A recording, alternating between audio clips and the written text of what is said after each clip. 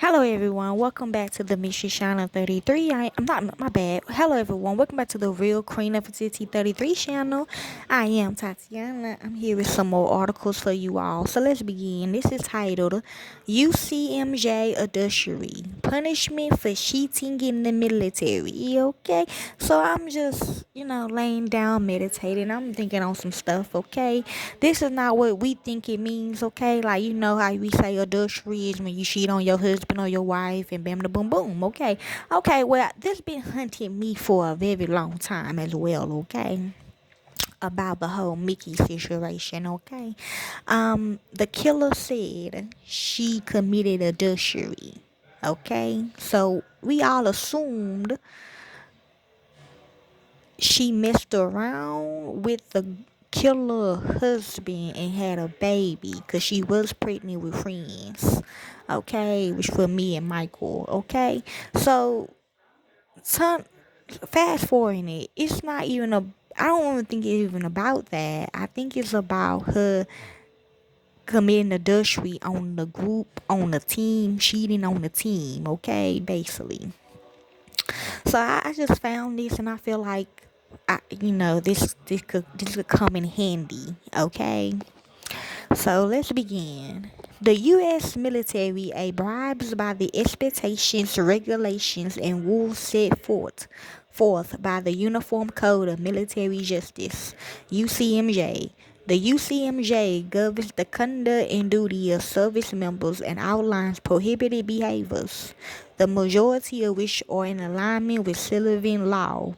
Yes, okay, you show no love to the enemies, okay? The Most High, my daughter, me, okay? Anybody else that's with the Lord, okay? The real one, okay? You just don't do it, okay? I don't know, okay? Maybe not, okay? However, unlike what that one did, okay? However, unlike most legal systems outside of the military, the UCMJ also addresses certain violations of conduct, such as adultery, an act punishable under Article 134. So 8. When it comes to adultery in the UCMJ, it's important to know what happens if you cheat in the military. Why would the military criminalize adultery? Most civilians will be at least perplexed, if not shocked, to find out that military members can be legally prosecuted for a consensual sexual affair. Yes, like I said, if you have a baby by the enemy or the ops, you done committed adultery, okay? If you having a baby, anyways, you gonna get hit with adultery, okay? Or rape, okay? The reasoning behind the military's criminalization of adultery includes the following: reduce unit distractions and potential loss of trust and or morale, reduce potential decline in units fighting efficiency and mission readiness, reinforce explanatory and moral leadership.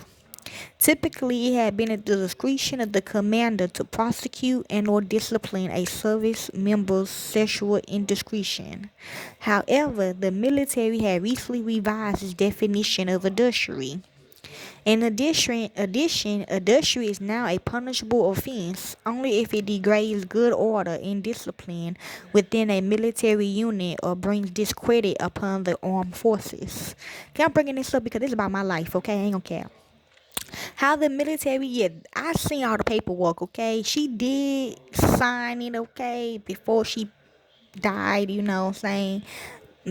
Mary did sign it for Mickey, okay? Mickey did kidnap me and kill me and then brought me back alive through her, okay?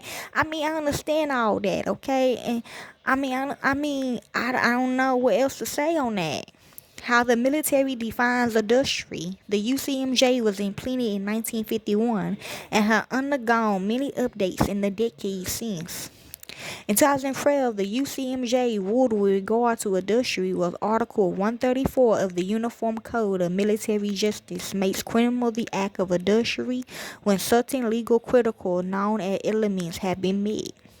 The elements refers to 1. Service members had sexual intercourse with someone. Yeah. 2. Either the service member of the sexual partner were married to another person at the time. Okay. 3. Circumstances reveal that the conduct was prejudicial to good order and discipline or of a nature to bring discredit on the armed forces. Okay. Now with her, she get special treatments, okay? With Mickey, she get special treatments, okay? Yes, okay, that's why, okay? It is, and plus they family, so, that what family do, they fight, right? Okay, yeah, I understand that, it is the third, but somebody should have just went ahead and been honest. It is the third element that is you family, that is central to how a service member may currently be punished for cheating on their spouse. The conduct or act of adultery is not punishable for occurring. However, there is a discretion within the military unit or discrediting of the armed forces as a whole, then the conduct or act of adultery is punishable under Article 134, which is me, okay? Yeah, she did tell her that she was the father or something, okay? Proven adultery cheating in the military.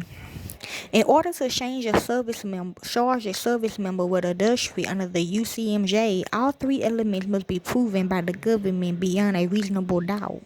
These three elements can be difficult to thoroughly prove. This is why commanders are allowed discretion in terms of their subordination in cases of adultery. They are given latitude to decide whether adulterous conduct has been prejudicial to good order and discipline and or discredit to the unit.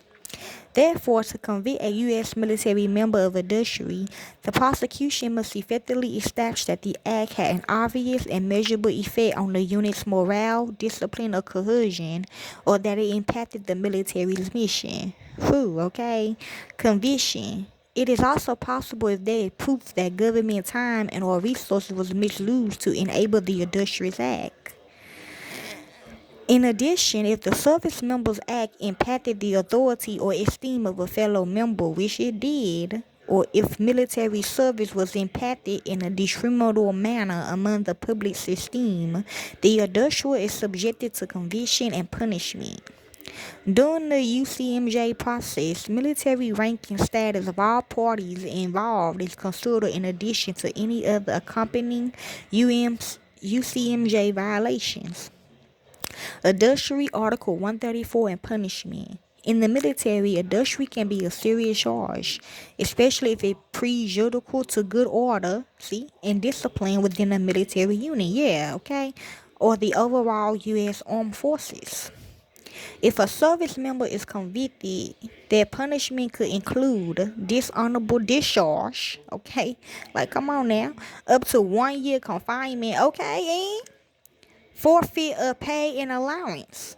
However, adultery cheating in the military will often result in less severe punishment. This may include administrative disciplinary action, reduction in rank, partial forfeit or pay, or other punitive measures. There are 9 factors established by Article 134 for commanders to consider. You hear me? These factors can help them decide whether the service member's act of adultery is prejudicial to the unit's good order and discipline or of a nature to discredit the armed forces. 1. Marital status, rank, and position of the accused. 2. Marital status, rank, position, and relationship to the armed forces of the co-actor. And I'm loyal to my family, period, but still, though. Yes, to Mickey, because they said Mickey wasn't her. Military status of the spouses of the accused and or co-actor and their relationships to the armed forces. Any impact of the extramarital relationship on the ability of the accused, co-actor, or spouse of either party to perform military duties. Any misuse of government time or resources to facilitate the extramarital actions. If the conduct persisted in spite of counseling or order to desist, flagrancy of the conduct, notoriety was involved, and or whether the extramarital act was accompanied by other UCMJ violations. Negative impact of conduct on military units of the accused, co-actor, or spouse of either. Detriment effects on unit morale, teamwork, efficiency, etc. Whether the accused or co-actor were legally separated at the time of the extramarital act. If extramarital conduct reflects a current or recent relationship, or if time has elapsed, which her time has elapsed for whoever they just asked that. Okay, yeah.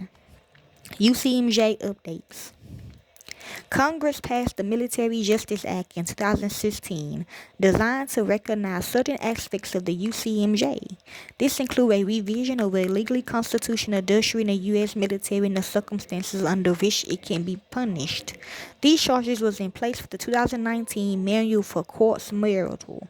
The new rules and updates for the UCMJ in terms of adultery, or adultery is not a term used anymore in the UCMJ. Yeah, it's not what y'all think no more. So yeah, if like you got a friend sister, right, and your friend sister want to walk away, but you don't want to walk away, you want to stay where you at, she gonna hit your ass with adultery. Okay, that's what it means. Extramarital sexual conduct is the current term representing the former charge. Like I said, if you got a baby by the ops, they killing that baby. Okay, that's rape. They gonna kill that baby. Okay, extramarital sexual conduct includes any sexual contact, not just intercourse. The charge currently reflects gender neutrality, so conduct is punishable independent of sexual orientation and on gender neutral basis. In addition, there is a new defense permitted in revised UCMJ. This legal separation defense states that if a married couple is in the process of legally dissolving their marriage when the extramarital sexual conduct takes place, the service member can lose such legal separation as a defense. Who she did. Yes, she moved away. Legal separation is initiated when a married couple signs a formal separation agreement or an order is issued by the state court. This formal agreement is a contract that resolves legal issues of ending the marriage. If loosely addresses properly division, child custody, and support for spouse and or child, this agreement is often a precursor to a final divorce granted by the court and has legal ramification. Therefore, legal separation is important in considering where an extramarital sexual act relationship has violated UCMJ conduct rules and regulations. However, the defense itself is limited in certain ways. For example, if both parties engage in extramarital sexual behavior or married, they must both be formally legally separated. Okay, but she do the same stuff with her people though. Yeah, more definitely. Okay. Conclusion: the U.S. military is unique in that the personal conduct of its members in terms of adultery or extramarital sexual activity is subjected to UCMJ prosecution. The UCMJ has been revised to punish a service member for any adverse effects on the military unit rather than the adultery itself.